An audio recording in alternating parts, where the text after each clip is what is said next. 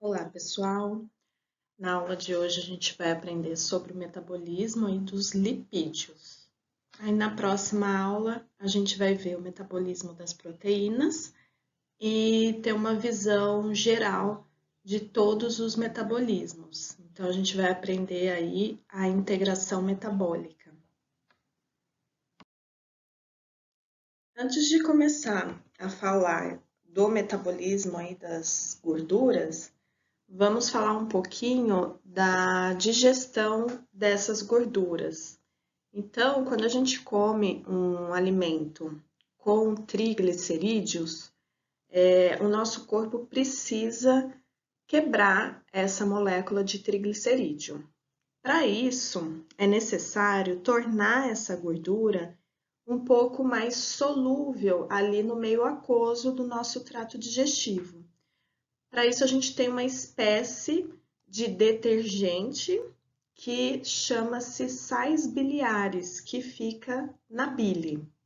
Então, quando eu como um alimento com gordura, esse alimento chega aqui no duodeno e estimula células, os enterócitos que estão ali, que são as células intestinais, a produzirem um hormônio que chama colecistoquinina. Esse hormônio cai na corrente sanguínea e estimula o pâncreas a liberar as suas enzimas digestivas, então ele vai liberar essas enzimas aqui no duodeno, e a colecistoquinina também vai estimular a vesícula biliar a liberar o seu conteúdo, que no caso é a bile. E é nessa bile que a gente tem os sais biliares. Então, esses sais biliares é como se fosse uma espécie de detergente que faz a emulsificação dessas gorduras, tornando aí essas gorduras em partículas menores.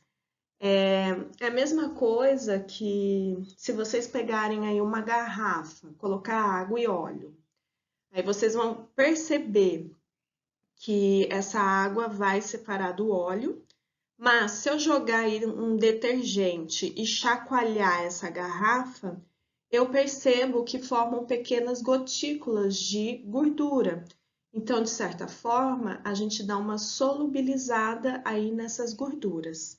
Então, é isso que os sais biliares vão fazer. Vão tornar aí essas gorduras em partículas mais solúveis. Com isso, as enzimas digestivas, as lipases pancreáticas, conseguem hidrolisar todos os triglicerídeos que estão ali no duodeno. Então, aqui mostrando, pessoal, depois que os sais biliares fazem a emulsificação das gorduras, as enzimas, as lipases, quebram os triglicerídeos. Quando eu quebro o triglicerídeo, o que eu libero? Ácidos graxos e glicerol. O glicerol, ele é um triálcool, então ele é solúvel, mas o ácido graxo não. Então, o ácido graxo, junto com outras moléculas lipossolúveis, como o colesterol, se tiver ali na minha dieta, as vitaminas lipossolúveis, ficam todas essas moléculas ficam dentro dessas pequenas partículas formadas pelo processo de emulsificação. Essas partículas formadas a gente chama de micelas. E essas micelas, por serem mais solúveis ali no meio aquoso, permite com que os enterócitos, que são as nossas células intestinais, absorvam todo esse conteúdo hidrofóbico, né, lipossolúvel, que está aqui dentro das micelas. Então, aqui mostrando o caminho, né, que essas micelas fazem. Então, eu formei aqui no meu lúmen intestinal as micelas. Então, eu quebrei os triglicerídeos, liberando ácidos graxos e glicerol. Tudo que é lipossolúvel, que está dentro das micelas, vai ser absorvido pelos enterócitos, que são as nossas células intestinais. E dentro desses enterócitos, pensem que as gorduras são hidrofóbicas. Eu não posso mandar a gordura direto para o meu sangue, porque senão essas gorduras vão se aglomerar, se aglutinar e vai acontecer um entupimento de vasos. Então, o que os enterócitos vão fazer? Primeira coisa, eles vão pegar todos os ácidos graxos que estão chegando ali e vão novamente juntar com o glicerol. Ou seja, eu formo novamente o triglicerídeo. Então, o que a gente viu? Que lá no intestino, no lume intestinal, eu quebro o triglicerídeo da dieta e libero ácidos graxos, que junto com as micelas entram para dentro dos enterócitos. Dentro dos enterócitos, esses ácidos graxos vão se juntar novamente ao glicerol, formando o triglicerídeo. O triglicerídeo é hidrofóbico. E aí, o que o enterócito vai fazer com essa molécula hidrofóbica? Vai embalar numa cápsula solúvel no meio aquoso. Então, o enterócito constrói uma cápsula que a gente chama de quilomicron, e essa cápsula ela vai ser hidrossolúvel. A parte de fora da cápsula ela consegue interagir com a água, e a parte de dentro dessa cápsula fica tudo que é hidrofóbico. Tá? Então, é assim que a gente consegue transportar pelo sangue moléculas hidrofóbicas, gorduras no geral. Então, dentro dessa cápsula vai vir aí os triglicerídeos da dieta, vai vir o colesterol da dieta, vai vir também as vitaminas lipossolúveis que a gente tem na nossa dieta. Nesse slide, pessoal, é só para mostrar que o tempo todo, quando a gente fala em metabolismo de lipídios, vocês vão perceber que a gente tem quebra do triglicerídeo, mas a gente também junta as moléculas de ácido graxo com o glicerol. Então, lá no lume intestinal, vocês viram que as enzimas lipases quebraram o triglicerídeo, liberando aí os ácidos graxos, né? E o glicerol, e que dentro das células intestinais houve novamente a junção de ácido graxo com glicerol, formando novamente o triglicerídeo. Aí vocês vão ver que nos tecidos, novamente, a gente vai quebrar o triglicerídeo, tá? Então, o tempo todo, a gente está hidrolisando o triglicerídeo ou formando o triglicerídeo. Então, aqui é só para vocês relembrarem um pouco dessa estrutura dos triglicerídeos. Nesse slide, pessoal, é para mostrar um pouco da estrutura do quilomicron, que é a cápsula, né, que os enterócitos fazem para guardar a gordura para que ela possa ser transportada no meio aquoso, que é o nosso sangue. Então, nessa cápsula, o que é importante a gente entender? Que dentro dela fica todo o conteúdo que é gordura. Então, vai ter triacilgliceróis ou triglicerídeo, vai ter colesterol, vai ter vitaminas lipossolúveis, tá? Mas normalmente é uma cápsula que é muito rica em triglicerídeo, que é o que mais a gente tem na nossa dieta, tá? Então, mais ou menos 80% dessa cápsula é constituída aí de triglicerídeo. Do lado de fora da cápsula, existem algumas proteínas, tá? Aqui tudo são proteínas que agem como receptores, que exercem funções de sinalização. Mas a gente tem uma molécula importante que vocês estudaram, que é o fosfolipídio. E o fosfolipídio, se vocês lembrarem, a cabeça do fosfolipídio, onde tem o fosfato, é polar, então é hidrossolúvel. Então, essa cabeça, que é isso tudo em azul, fica do lado de fora da cápsula. Ou seja, toda essa parte azul que está do lado de fora da cápsula vai interagir com o meio aquoso, permitindo aí o transporte de todo esse conteúdo de gordura que está dentro desta cápsula.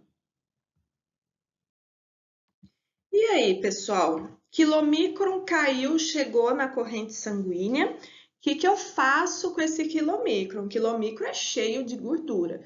Eu preciso, de alguma forma, me livrar aí desses quilomicrons. Então, o que vai acontecer? O quilomicron está passeando lá nos nossos vasos sanguíneos e vão atingindo tecidos, né, através aí dos capilares sanguíneos. E nesses capilares existe uma enzima que chama lipase lipoproteica. Essa enzima, sempre quando eu tenho um estado pós-prandial, onde eu tenho síntese aí de insulina, essa enzima vai estar ativada. Então, a insulina, mais uma função aí importante da insulina, é ativar essa lipase lipoproteica. Então, pelo nome já dá para a gente entender a função dessa enzima. Lipase quebra gordura. Lipoproteica significa que ela vai quebrar gorduras de lipoproteínas. O que são lipoproteínas? O quilomicron é uma lipoproteína. Existem várias lipoproteínas plasmáticas. Quilomicron, VLDL, HDL, LDL, tudo isso a gente chama de lipoproteína plasmática, que são essas cápsulas que carregam conteúdos gordurosos. Então, quando o quilomicron está ali passeando no nosso sangue, em alguns tecidos ele vai se deparar com essa enzima ativada. E essa enzima ativada, ela vai degradar o triglicerídeo que está dentro dessas cápsulas. Por exemplo, dentro do quilomicron, que é cheio de triglicerídeo. Então, a lipase começa a quebrar o triacilglicerol, o triglicerídeo, que está ali dentro do quilomicron. Quando eu quebro o triglicerídeo, o que eu libero mesmo? Glicerol. Beleza, glicerol é solúvel no sangue, então ele pode ir para o fígado, se o fígado necessitar de glicerol, ou para o tecido adiposo, se o tecido adiposo precisar ir fazer a síntese de triglicerídeos. E vai liberar também ácidos graxos. Os ácidos graxos é uma gordura, não pode ficar ali no sangue, porque toda gordura aglutina. Esses ácidos graxos vão ser transportados para os tecidos juntos com uma proteína plasmática super importante que a gente tem em abundância no nosso sangue, que é a albumina. Então, a albumina ela vai se ligar a esse ácido graxo e vai levar para os tecidos que necessitam. Então, pode ser que naquele momento o meu músculo necessite de energia. Então, o ácido graxo pode ser uma fonte de energia para o músculo. Ou se for num caso onde eu já comi demais, não estou fazendo atividade física, estou com excesso de nutriente no organismo, aí não tem jeito. O ácido graxo vai ser levado para o tecido adiposo, onde vai virar triglicerídeo novamente e lá vai ficar estocado. Então, a gente vai ver isso nos próximos slides. Então, vamos ilustrar todo esse processo aqui nesse slide. O que aconteceu aqui? A célula intestinal absorveu lá as gorduras, né? Por meio das micelas. Lá dentro dessa célula intestinal, formou-se o quilomicron, que é uma lipoproteína plasmática que vai transportar gorduras da dieta. Essas gorduras são triglicerídeos, colesterol, vitaminas lipossolúveis. Todos esses quilomicrons vão cair lá no nosso sistema linfático, depois chegam até a corrente sanguínea. Ficam ali passeando na corrente sanguínea até se deparar com uma enzima que vai estar ativada por meio da insulina. E quando encontra essa enzima que chama lipase lipoproteica, o quilomicron começa a ter os seus triglicerídeos quebrados. Então, a lipase começa a quebrar o triglicerídeo que está ali dentro do quilomicron. Com isso, o quilomicron começa a liberar ácidos graxos e glicerol. Glicerol, gente, é solúvel, pode caminhar para o fígado, pode caminhar para o tecido adiposo. Ácido graxo, ele vai ser insolúvel, ele é insolúvel. Então, ele precisa ser carregado pela proteína plasmática albumina para os tecidos periféricos que necessitam aí desses ácidos graxos. Então, aqui coloquei como exemplo o músculo, né? O músculo usa ácido graxo como fonte de energia. E se for num caso pós-prandial e a gente não estiver em atividade física, estiver em repouso, muito provável que esse ácido graxo vá para o tecido adiposo. E lá nesse tecido adiposo, o ácido graxo vai se juntar ao glicerol e vai formar o triglicerídeo aqui, e esse triglicerídeo fica ali estocado no tecido adiposo, esperando até o momento onde eu necessite utilizar a energia desses ácidos graxos. Então, esse é o caminho que o quilomicron percorre. Esse quilomicron, pessoal, na medida em que a gordura que está dentro dele, o triglicerídeo, vai sendo quebrada, esse quilomicron vai esvaziando. Ele vai ficando aí uma cápsula menor, mais vazia. E o que restou do quilomicron, que a gente fala que é o remanescente de quilomicron, vai lá para o fígado e o fígado se vira, degrada esse quilomicron e pronto. A gente some aí com o quilomicron da nossa circulação. Então, pessoal, aqui só para mostrar novamente esse caminho, tá? Então, aqui tem o intestino, que vai liberar o quilomicron, que vai chegar na corrente sanguínea, vai encontrar a lipase lipoproteica, que vai degradar o triglicerídeo que está dentro desse quilomicron, liberando ácidos graxos livres para os tecidos. E o que restar desse quilomicron, que a gente chama de remanescente, vai ser captado pelo fígado e o fígado degrada, tá? Então, aqui é o fim da vida do quilomicron.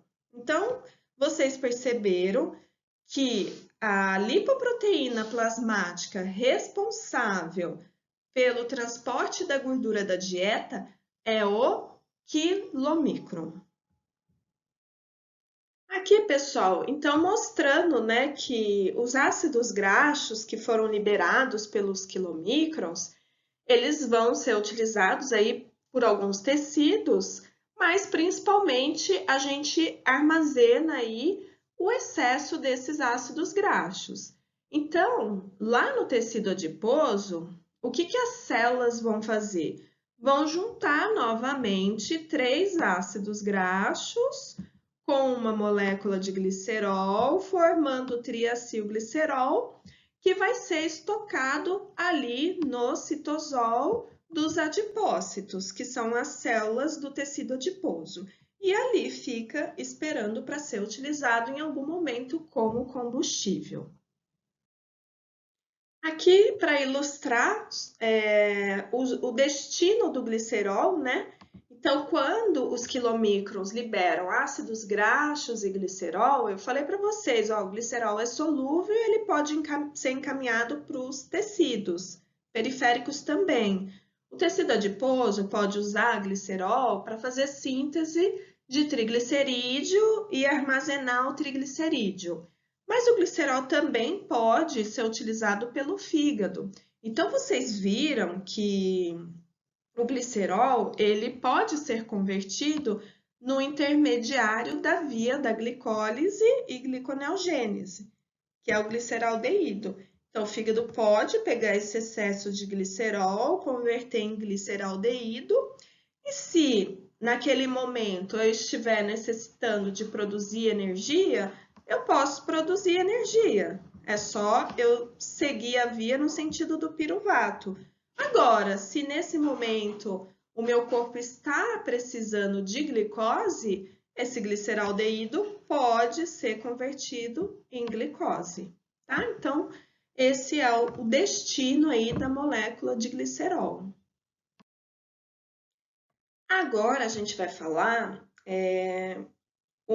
quando que a gente utiliza gordura que está armazenada ali no tecido adiposo. Então, eu mostrei aqui para vocês como que essa gordura é formada lá no tecido adiposo. Agora eu vou mostrar quando que a gente vai utilizar, mobilizar esses depósitos de gordura. Então, para isso, existe uma enzima, né, que todo mundo adora, porque é uma enzima que faz lipólise. Essa enzima está lá no tecido adiposo, ela chama lipase sensível ao hormônio, ou lipase hormônio sensível. Hormônio sensível, porque ela vai responder à sinalização de hormônios. E aqui, os principais hormônios que ativam essa enzima é a adrenalina e glucagon. Então, no estado de jejum, o glucagon vai ativar essa enzima, que vai fazer lipólise. Ou quando eu estiver fazendo aí uma atividade física, a adrenalina também tem essa ação de ativar a lipase sensível ao hormônio, que vai fazer a lipólise. Então, o que essa enzima faz? Quebra a gordura que está ali guardada nos adipócitos. Quando eu quebro essa gordura, o que eu vou liberar? Ácidos graxos e glicerol. Novamente, glicerol solúvel pode ir lá para o fígado e virar glicose. E os ácidos graxos? Os ácidos graxos, novamente, são ligados à albumina e são transportados para aqueles tecidos que necessitam de energia, tá? Então, existem vários tecidos que podem utilizar aí ácidos graxos como fonte energética. Então, por exemplo, se eu estiver em atividade física, eu posso utilizar esse ácido graxo que veio do tecido adiposo como fonte energética. Então, aqui, pessoal, ilustrando, né, que fiz lá a lipólise, né, a lipase sensível ao hormônio degradou ali as gorduras dos adipócitos, liberou aí os ácidos graxos livres, que vão ser transportados juntos com a albumina, que é uma proteína. Essa albumina, então, entrega esse ácido graxo para os tecidos que estão precisando de energia. Então, esses ácidos graxos, eles vão entrar nesses tecidos que necessitam de energia e vão ser oxidados para produzir energia. Importante a gente lembrar que eritrócitos, que são as hemácias, não usam ácido graxo como fonte energética, porque não possuem mitocôndrias e a oxidação dos ácidos graxos vão ocorrer dentro da mitocôndria, exclusivamente. Então, se não tiver mitocôndria, não tem como oxidar ácido graxo. E o sistema nervoso central também não vai utilizar ácido graxo como fonte energética. Existe aí uma barreira que a gente chama de hematoencefálica, que não deixa esse ácido graxo atravessar. Então, esse tecido não vai conseguir utilizar essas gorduras como fonte energética, tá? Então, por isso que a gente precisa manter um suprimento de glicose para o nosso sistema nervoso central. E a gente faz isso pela gliconeogênese. E aí, o ácido graxo atingiu ali o tecido que vai utilizá-lo como fonte energética. E como que o corpo vai fazer aí a oxidação desse ácido graxo? Então, eu vou mostrar isso para vocês de maneira bem simplificada. Primeiro ponto, falei que a oxidação ocorre dentro da mitocôndria. Então, a albumina foi lá e entregou o ácido graxo pro tecido. Vamos supor que seja aí o fígado ou o músculo. Então, esse tecido vai captar essas moléculas e alguém precisa levar esses ácidos graxos para dentro da mitocôndria. Esse alguém é uma proteína também, que chama carnitina, tá? Alguns já devem até ter visto suplementos de carnitina. Então, a carnitina é uma proteína que vai pegar esse ácido graxo do citoplasma dessas células e colocar para dentro da mitocôndria para que ocorra a oxidação dos ácidos graxos. Essa oxidação aí de ácidos graxos a gente vai chamar de beta-oxidação. Aqui é só uma observação. A carnitina, ela vai fazer o transporte de ácidos graxos que tem cadeia longa. O que é isso? Vocês viram que um ácido graxo tem uma cadeia de carbonos e que podem ser muitos carbonos. Vocês estudaram aí alguns ácidos graxos que têm 16 carbonos. Então, esse ácido graxo, a gente fala que tem uma cadeia longa. Então, ele precisa ser transportado pela carnitina para dentro da mitocôndria. Agora, existem na nossa dieta alguns ácidos graxos que têm menos carbonos, então tem menos de 12 carbonos. Por serem uma molécula menor, não precisa ir da carnitina para entrar na mitocôndria. Então, se for aí um ácido graxo de cadeia curta, com 4, 6 carbonos, ou até de cadeia média, com 12 carbonos, eu não preciso aí dessa carnitina para levar esse ácido graxo para dentro da mitocôndria. Mas isso é mais como uma observação aí para vocês. Entrou o ácido graxo para dentro da mitocôndria, aí vai acontecer a oxidação dessa molécula, tá? Então, aqui é uma maneira bem simplificada de mostrar como que a gente oxida aí o ácido graxo. Eu quero que vocês lembrem que o ácido graxo, ele tem um monte de carbono com um monte de hidrogênio. Ou seja, tem muito hidrogênio que eu posso retirar da molécula. Quando eu retiro hidrogênio, eu estou oxidando a molécula. Quem que pega esse hidrogênio liberado? NAD e FAD. Então, nessa oxidação dessa cadeia de carbonos, vai ter a liberação de hidrogênio e NADH e FADH vão ser produzidos. Para onde vai NADH e FADH? Vocês já estudaram. Para a cadeia respiratória. E lá eu consigo obter ATP. E podem ter certeza que a gordura consegue gerar muitos ATPs, porque essa molécula de gordura tem muito hidrogênio, que a gente pode ser oxidado, né? Essa molécula pode ser oxidada, liberando esses muitos hidrogênios, gerando muito NADH e FADH. Mas e aí, o que acontece com os carbonos? Esses carbonos vão ser liberados de 2 em 2. Então, qual que é a molécula que tem 2 carbonos? Acetil. Acetil sempre vai ser ligada a uma coenzima que vocês já aprenderam, que é a coenzima A. Então, vai ser formado também um monte de molécula de acetil-CoA. E aí, acetil-CoA? Vocês já estudaram. Está em qual via? No ciclo de Krebs. Então, esses acetil-CoA que são produzidos vão todos parar ali no ciclo de Krebs. Então, novamente, vocês vão ver aí a participação do ciclo de Krebs no metabolismo desses nutrientes. Então, aqui, pessoal, é para tentar ilustrar essa beta-oxidação. Então, aqui nesse estágio 1, eu tenho o meu ácido graxo, tá? Então, aqui eu tenho o ácido carboxílico E aqui está a minha cadeia, né, cheia de carbonos e hidrogênios. Então, o que vai acontecer?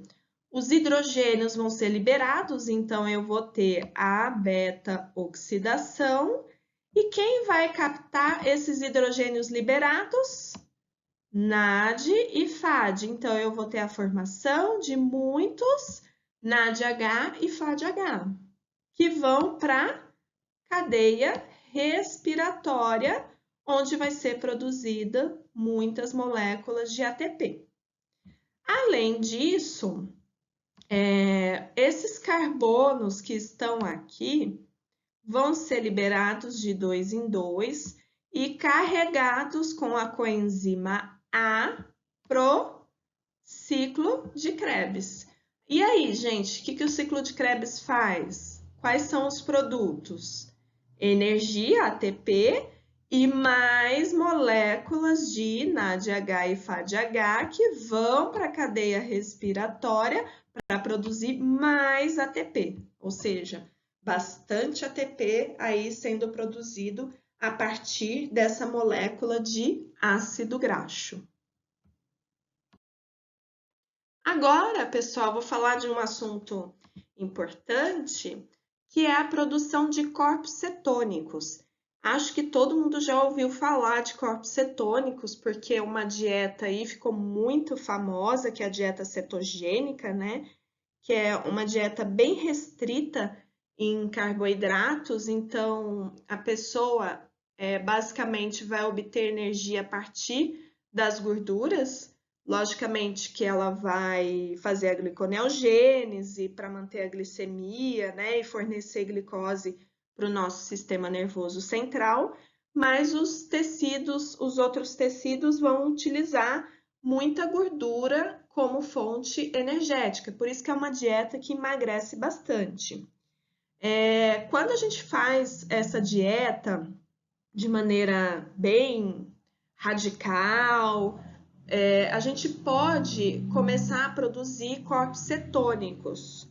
E por que a gente produz isso? Lá no nosso fígado, o que vai acontecer? O fígado pode utilizar gordura como fonte energética. Então, o fígado começa a fazer bastante beta-oxidação. E quando eu faço bastante beta-oxidação, eu formo bastante moléculas de acetil-CoA. E esse acetil-CoA vai entrar no ciclo de Krebs, né, para formar mais NADH e ATP, mas isso pode ocorrer de forma intensa e eu ter um acúmulo de acetil-CoA, e esse acetil-CoA tem uma via extra, vamos dizer assim. Então, quando o fígado começa a obter bastante energia a partir das gorduras, o ciclo de Krebs, ele chega um momento que ele desacelera, porque eu já tenho ali muita energia, e esse excesso de acetil-CoA acaba sendo desviada para uma via alternativa, que é a via que produz corpos cetônicos. Então, a partir desse excesso de acetil-CoA, o fígado consegue produzir corpos cetônicos. Isso é interessante porque os corpos cetônicos também podem ser uma boa fonte aí energética. Lógico que não fornece tanta energia, mas, por exemplo, quando eu tenho muitos corpos cetônicos na minha circulação, até mesmo o sistema nervoso central consegue utilizar essas moléculas como fonte energética. Então, é interessante a produção aí de corpos cetônicos de maneira intensa, principalmente nos casos de fome, porque isso vai aumentar a sobrevida da pessoa. A pessoa ela começa no estágio de fome a degradar muitas proteínas endógenas, né? Pode ser do músculo, pode ser da pele. Então ela começa a definhar. Por quê? Porque ela precisa fornecer aminoácido para alimentar a gliconeogênese, manter a glicemia estável e o cérebro funcionando. Quando o fígado começa a produzir bastante corpos cetônicos, Esses corpos cetônicos em excesso na circulação começam a ser captados pelo sistema nervoso central e são utilizados aí como combustível alternativo. E isso reduz a minha necessidade de ter muita glicose no sangue. E isso reduz a necessidade da gliconeogênese estar muito acelerada, o que diminui o uso de aminoácidos que vão alimentar essa gliconeogênese. Em resumo, eu vou poupar um pouco as minhas proteínas endógenas e isso aumenta a sobrevida dessa pessoa que está no estágio de fome, tá? Outra observação que eu gostaria de fazer aqui nesse slide é que quando a gente faz essa dieta cetogênica, os corpos cetônicos em si, eles não são prejudiciais. A gente consegue se livrar deles, já vou mostrar como, né?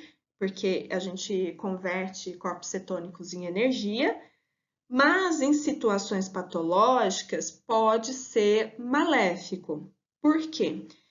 Vamos supor que seja num caso de um paciente que tem diabetes tipo 1, não tem insulina nenhuma, ou seja, se eu não tenho insulina, eu não ponho glicose para dentro das células. Se eu não ponho glicose para dentro das células, eu não uso glicose como fonte energética. Então, nessa situação, o uso de ácido graxo é muito intenso. Então, a pessoa vai começar a usar muito ácido graxo como fonte energética.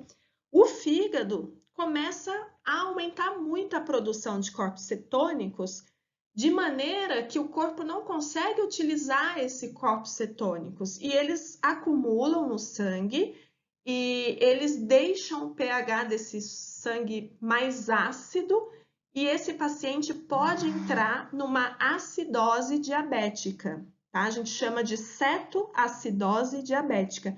Isso sim é patológico, isso sim é perigoso, mas é uma situação patológica, não estou falando de uma pessoa saudável aqui. Então, nesse slide, só para mostrar para vocês que os corpos cetônicos é um combustível. Os corpos cetônicos são combustíveis alternativos para as nossas células, tá?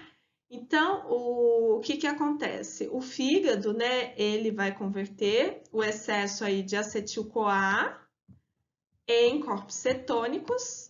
Aqui eu coloquei exemplos de corpos cetônicos, não precisam decorar esses nomes, mas é o acetoacetato, o 3-hidroxibutirato, que são os mais comuns e mais importantes, né? E a acetona. Esses corpos cetônicos, então, saem aqui do fígado, né? E vai cair na corrente sanguínea.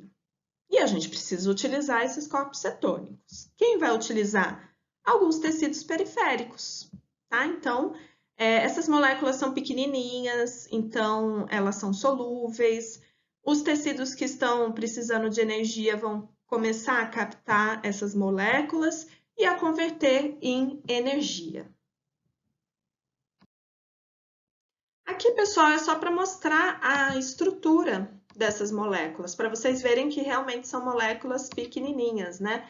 Aqui a gente tem uma molécula que tem 4 carbonos, a acetona tem 3 carbonos, aqui a beta-hidroxibutirato tem aí 4 carbonos também, tá? São moléculas bem pequenininhas, que são solúveis no sangue e que a gente pode utilizar aí como uma fonte alternativa de energia.